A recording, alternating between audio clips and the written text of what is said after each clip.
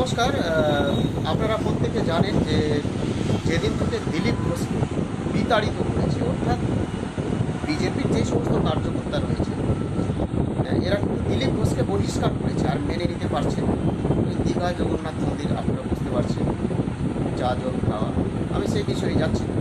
আমি গতকালকে দেখলাম মালদা জেলায় বিজেপির যে সমস্ত মহিলা কর্মী, মালদা জেলার কথা বলছি, মথুরাবাড়ি, যেখানে একটি সম্প্রদায়ের ওপর আরেকটি সম্প্রদায় বাড়ি ভাঙচুর, ঘাটের প্রতিষ্ঠান ভাঙচুর, আমি সেই জায়গা সেই স্থলের কথা বলছি। বিজেপির মহিলা কর্মীরা এবার তৃণমূল কংগ্রেসে যোগদান করেছে। কিছু ফুটেজ আমার কাছে রয়েছে, কিছু কমিউনিটি গাইডলাইন্স রয়েছে, সেই জন্য ভিডিও দিতে পারছি না, কিন্তু কিছু ফুটেজ রয়েছে। সত্যতা যাচাই করে ভেতরের খবর অবশ্যই আমরা নিয়েছি, কারণ আমি প্রথমেই বলেছি তলার থেকে মোলার পর্যন্ত জুতো সেলাই থেকে চণ্ডীপাঠ সত্যি করেছি। যে খবরটা বলবো 100% মিলে যাবে, ঠিক আছে? যাই হোক, আমি সেই বিষয়ে বলছি না, কিন্তু আরেকটি কথা বলছি, 32,000 চাকরি বাতিল হচ্ছে, পরীক্ষা দিতেই হবে এবং এসএসসি নিয়ে অনেক গল্প রয়েছে, আমি সেই বিষয়ে যাচ্ছি না। আমি মূল বিষয়ে আসছি যে বিজেপির মহিলা কর্মীরা ভারতীয় জনতা পার্টি বিজেপি ছেড়ে তৃণমূল কংগ্রেসে যোগদান করেছে।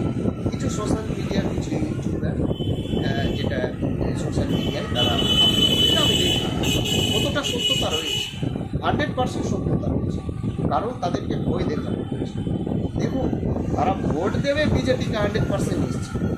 মালদা জেলার যত সম্প্রদায় রয়েছে, বেশিরভাগ সম্প্রদায় যারা হয়তো ওই কাটমানি খায় না বা বুঝতে পারছি না, আমি সেই বিষয়ে যাচ্ছি না। কাটমানির সঙ্গে বাংলার মানুষ একেবারে অন্তরঙ্গ পরিচিত রয়েছে।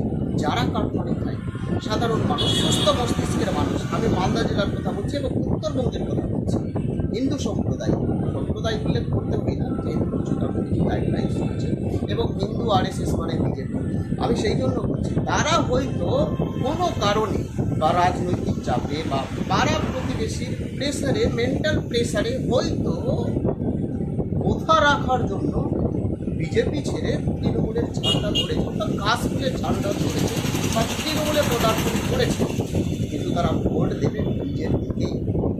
আমার কথা মিলিয়ে নেবে 2026 জুন মাসে যখন ফলাফল বেরোবে, যেই বুথ থেকে প্রায় 40 থেকে 50 জন বিজেপির মহিলা কর্মীরা যোগদান করেছে, সেই বুথে আপনারা মিলিয়ে নেবেন বিজেপির ফলাফল। এর থেকে বেশি কিছু বলবো না। প্রত্যেকে ভালো থাকবে, সুস্থ থাকবেন। আজকে 32,000 মামলা নিয়ে কলকাতা হাইকোর্টে ভালো খেলা খেলেছে পর্ষদের পক্ষ থেকে, যে 2018 সালে প্যানেল এক্সপায়ারি হয়ে গেছে, 2022 সালে প্রাইমারিতে 2014 থেকে চাকরি পেয়েছে, আমার কাছে এভিডেন্স রয়েছে। এখন পর্ষদ বেটিং করছে এবং মামলাকারীরা বোল করছে, বলা যেতে পারে।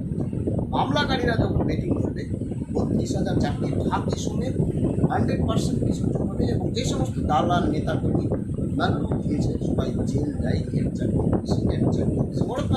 অর্থাৎ 16 সিনেমার ডায়লগ আপনার প্রত্যেকে জানেন। এবং আমি ফার্স্ট বলেছিলাম যে এসএসসি 2016 করতেই হবে, কিন্তু কোনো শক্তি আটকাতে পারবে না।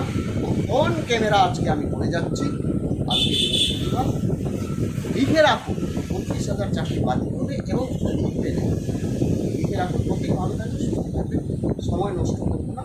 কিছু জানার থাকলে কমেন্ট করে জানাবেন, এবং ভিডিও যদি ভালো না লাগে স্কিপ করে দেবেন, চলে যাবে, সময় নষ্ট করবেন না। এবিপি, নিউজ স্টেশন, নিউজ 18, অনেক কারো ভিডিও রয়েছে, মেন স্ট্রিম মিডিয়া রয়েছে, সময় নষ্ট করবেন না। খাঁটি জিনিস দেখতে শিখুন, কারণ বাংলায় রয়েছে। খাঁটি জিনিস কেউ দেখতে পারে না, বুঝতেও পারে না।